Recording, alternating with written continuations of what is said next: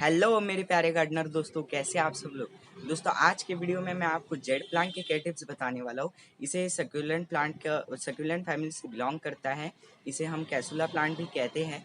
तो जो सबसे पहली टिप है वो नर्सरी की टिप है। जब आप प्लांट लाते हैं तो आपको थोड़ा बड़ा प्लांट लाना चाहिए। जैसे कि ये वाला प्लांट दिख रहा है, इसे छोटा नहीं लाना है आपको, इतना तो भी आपको प्लांट लाना चाहिए नर्सरी से। इसे अक्सर फिर फंगस नहीं लगता है। पर अगर छोटा प्लांट लाते हैं तो फिर उसे पानी अगर ज़्यादा डाल दिया आपने तो अक्सर उसे फंगस लग जाता है, क्योंकि ये सक्यूलेंट फैमिली से बिलोंग करता है तो इसे ज़्यादा पानी पसंद नहीं रहता है। तो फिर इसी तरह वो छोटा पौधा परचेस करना है। और फिर जो सेकंड टिप है, अब उसकी पॉटिंग मिक्स। तो पॉटिंग मिक्स कैसे बनाएंगे आप आने के बाद, तो आपको 50% उसमें रेत रखनी है, अपनी 40% आपको कंपोस्ट रखना है। तो ये होने के बाद आप उसमें 10% कोई भी फंजीसाइड या फिर नीम खली या फिर अपनी गार्डन सॉइल भी डाल सकते हैं। तो आपको ये जो है 50% 10% अपनी गार्डन की सॉइल, 40% कंपोस्ट ऐसे लगा सकते हैं। या फिर आप ऐसे लगा सकते हैं 20% अपनी मिट्टी, 30% कंपोस्ट, 50% रेत। इस तरह जो पॉटिंग मिक्स होती है, इससे रेतीली मिट्टी बहुत अच्छी लगती है। तो अगर आप रेतीली मिट्टी में नहीं लगाएंगे ना तो गलती से भी ओवर वाटरिंग हो जाती है। ओवर वाटरिंग ही नहीं, इनकेस अगर आप ज़्यादा पानी भी डाल देते हैं या फिर अगर आपने पानी बस डाला है और वो अगर इंडोर प्लांट मतलब इंडोर घर के अंदर रखा है, तो फिर उसमें से पानी कैसे इवॉपरेट नहीं हुआ, तो फिर क्या होगा कि उसमें फंगस आ जाएगा।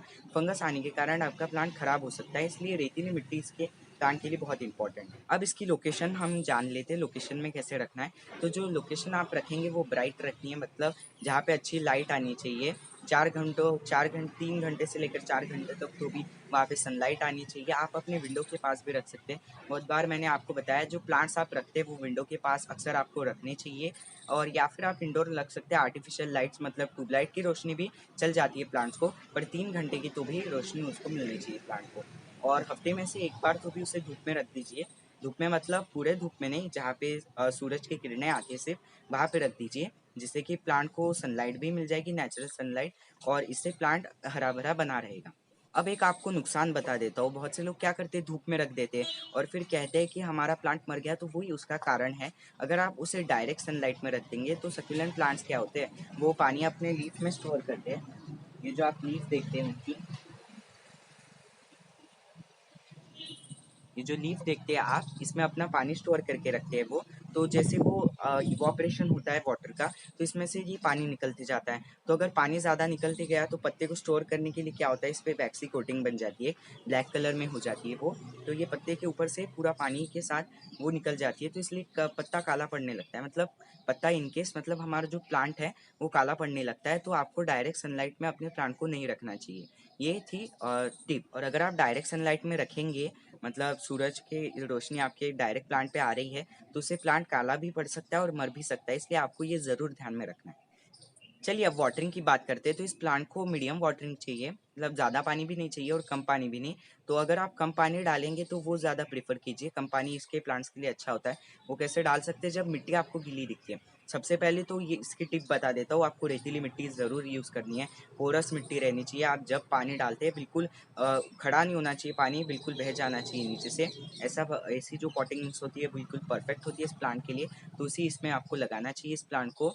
और फिर जब आप डालेंगे पानी इससे निकल जाएगा, तो उसी तरह फिर फंगस का प्रॉब्लम भी नहीं रहेगा प्लांट को। अब जानते हैं आप अपने प्लांट को सही तरह वाटरिंग कैसे कर सकते हैं। तो सही तरह वाटरिंग करने के लिए आपको क्या करना है, आप जब भी पानी डाल रहे हैं अपने पौधे को, तो फिर आप जब पानी डाल रहे हैं तो आपको एकदम मीडियम वाटरिंग करनी है। जब आपको ऊपर की मिट्टी जैसे गीली दिखती है, तो देखिए अब ये जैसे, तो अब यहाँ पे अगर देखिए अब ये गीली मिट्टी है, तो अब इसे पानी नहीं डालना है। ये कोकोपीट है तो ये मॉइस्चर होल्ड करके रखता है। मैंने ये जो है छोटा ऑनलाइन आया था पौधा, अनबॉक्सिंग का वीडियो नहीं देखा होगा तो लिंक आपको दे दूंगा, एंड स्क्रीन पे आप दे सकते हैं।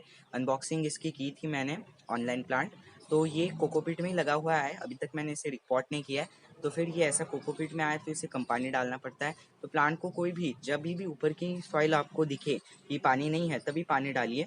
और अगर आप ज़्यादा पानी डालेंगे ना प्लांट खराब हो सकता है। पर अगर आप कम पानी डालेंगे ना प्लांट कभी खराब नहीं। कम पानी मतलब फिर आप उसका पानी मत बंद कर दीजिएगा। कम मतलब थोड़ा थोड़ा पानी डालना। जो वीडियो का सबसे इंटरेस्टिंग पार्ट है वो अभी जानते हैं। तो इस प्लांट को क्या फर्टिलाइजर्स लगते हैं, तो जो सक्यूलेंट प्लांट्स होते हैं वो अपने खुद के इस पे ही उगते हैं, तो उन्हें फर्टिलाइजर की कोई ज़रूरत नहीं होती है। तो अब बहुत से लोगों ने आपको ये बताया होगा, ये बिल्कुल सही है।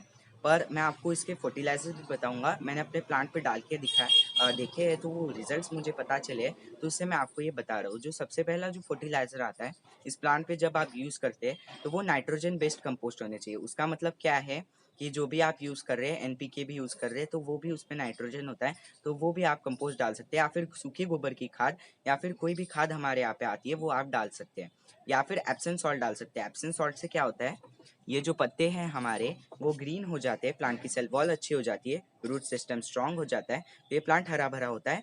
और एप्सम सॉल्ट क्या करता है, ग्रोथ बढ़ा देता है प्लांट की, तो ये प्लांट के लिए बहुत अच्छा रहता है। तो इसके लिए आप लिक्विड फर्टिलाइजर्स यूज़ कर सकते हैं, नाइट्रोजन बेस्ड कंपोस्ट मतलब सूखे गोबर की खाद, वर्मी कंपोस्ट और एप्सम सॉल्ट यूज़ कर सकते हैं। चाहे तो मस्टर्ड केक फर्टिलाइजर भी यूज़ कर सकते हैं, पर इसकी इतनी ज़रूरत नहीं है। आपको अगर चाहिए तो मैं प्लेलिस्ट की लिंक डिस्क्रिप्शन बॉक्स में या फिर एंड स्क्रीन पे आपको दे दूंगा, आप वो वीडियोस भी देख सकते हैं। पॉट के लिए प्लांट के लिए आपको पॉट कैसे लेना चाहिए, तो ये सक्यूलेंट फैमिली से बिलोंग करता है, तो इन्हें कम पॉट स्पेस में ही उगना अच्छा लगता है। रूट्स ज़्यादा अंदर तक जाती नहीं है इनकी, तो आपको छोटे पॉट्स लेने चाहिए। छोटे पॉट्स में बहुत अच्छी ग्रोथ करते हैं ये। तो छोटे पॉट देखिए, अभी ये छोटा प्लांट है इसलिए मैंने इसे रिपोर्ट नहीं किया, इसमें ही रहने दिया। इसकी ग्रोथ इतनी है तो इसके हिसाब से ये पॉट ठीक है। अभी आपको एक बड़ा प्लांट दिखाता हूँ मेरा, ये देखिए बड़ा प्लांट, ये इसकी ग्रोथ बहुत बड़ी है। तो ये इस कंटेनर में लगाया हुआ है, तो इसके हिसाब से ये भी ठीक है, देखिए कितना बड़ा है ये। पर अभी ये मैंने नर्सरी से लिया था ना, तो इसमें देख सकते हैं आप ये चिकनी मिट्टी लगी हुई है, तो अभी मैं इसको रिप्लेस करने वाला हूँ। ये देख भी सकते हैं आप, इसके थोड़े पत्ते नीचे झुके होंगे। हाँ, तो वो बिल्कुल जब आप नर्सरी से प्लांट लाते हैं ना, तो अगर आप पानी डाल देते हैं प्लांट को, तो वो फंस जाता है मिट्टी में। तो अगर इस पर अभी रिपोर्ट नहीं किया गया है तो ये मर सकता है, इसलिए आपको रिपोर्ट ज़रूर करना चाहिए और रेतीली मिट्टी में ही इसको फिर लगाना चाहिए। पर आप पॉट की बात करते हैं तो पॉट आपको छोटा लेना है। देखिए इस प्लांट के हिसाब से इतना पॉट बिल्कुल सही है इस प्लांट के लिए, इसमें ये बहुत अच्छी ग्रोथ करेगा। और पॉट में और एक टिप बता देता हूँ, जो भी आप पॉट लेते हैं वो मिट्टी के लीजिए, और अगर पॉसिबल होगा तो प्लास्टिक के भी ले सकते हैं। मिट्टी के क्यों, इंडोर रखे रहे होंगे तो मिट्टी के लीजिए, प्लास्टिक के बाहर रख रहे होंगे चल जाएगा। पर इंडोर में अगर प्लास्टिक का क्या है वो बताता हूँ आपको। मिट्टी के गमले में अगर इंडोर रख रहे हैं तो अगर पानी ज़्यादा भी हो जाता है ना, मिट्टी का गमला आजू बाजू से सोख कर लेता है, तो फिर पानी अंदर रहता नहीं है, इसमें फंगस की प्रॉब्लम नहीं होती है और हमारे रूट्स नहीं सड़ते। मैंने आपको बताया इसे 4 से 5 घंटों की सनलाइट चाहिए। आप ट्यूबलाइट से भी इसे रोशनी दे सकते हैं, पर हफ्ते में से एक बार आपको इसे बाहर ज़रूर रखना है। दोस्तों अब आपको एकदम बेहतरीन मैं आपको टिप बताता हूँ, वो क्या है, पिंचिंग या फिर प्रूनिंग। प्रूनिंग ही करिए, प्रूनिंग करने से बहुत से फायदे हैं। प्रूनिंग से आप पूछ रहे होंगे क्या है, तो प्रूनिंग जो होती है वो प्लांट के जो एक्स्ट्रा ब्रांचेस होते हैं उन्हें काटना होता है। एक्स्ट्रा ही नहीं, इनकेस जो भी प्लांट पे अपने हैं ब्रांचेस, उन्हें काटने से ग्रोथ प्रमोट होती है और प्लांट बहुत घना बन जाता है। तो घना बनने के लिए क्या करना है, देखिए अब ये जो है, तो अब मैं इसे पिन ये लूँगा प्रूनर और इससे काट लूँगा। इससे क्या होगा, इस ब्रांच को काटने से यहाँ से फिर 2 ब्रांच निकलेंगी, उनको भी फिर मैं काट दूंगा, तो उससे मल्टीपल ब्रांचेस ग्रोथ हो जाएगी प्लांट पे, तो जिससे ये प्लांट बहुत बुशियर बन जाएगा। और ये घना बनने के बाद ये प्लांट अच्छा तो दिखेगा ही, और अगर हम इसे कंपोस्ट भी डालते रहेंगे तो ये हरा भरा हो जाएगा। तो यही थे कुछ मेरे टिप्स। तो कैसा लगा आपको वीडियो अगर अच्छा लगा होगा तो वीडियो को लाइक करना, मेरे चैनल को सब्सक्राइब करके बेल आइकन को ऑल पे सेट कर देना। इससे मेरे आने वाली वीडियोस की नोटिफिकेशन आपको मिलती रहेगी। और व्हाट्सअप ग्रुप ज्वाइन कर सकते हैं, वहाँ मुझे आप डाउट पूछ सकते हैं। इंस्टाग्राम, फेसबुक, ट्विटर पे फॉलो कर सकते हैं, और आप मेरी वेबसाइट देख सकते हैं, वहाँ इंग्लिश और हिंदी में आपको बहुत अच्छी इन्फॉर्मेशन मिल जाती है। और अगर आप जानना चाहते हैं क्या गुड़ाई करने से आपके प्लांट फंसते हैं, या फिर ओवर वाटरिंग करने से, या फिर वाटरिंग करने का सही तरीका क्या है, वो जानने के लिए इस वाले प्लेलिस्ट को क्लिक कीजिए। अगर आप जानना चाहते हैं फ्लावरिंग के बारे में तो इस वाली प्लेलिस्ट पे क्लिक कीजिए, और सक्यूलेंट प्लांट्स के बारे में जानना चाहते हैं तो यहाँ पे क्लिक कीजिए। Thank you for watching, happy gardening.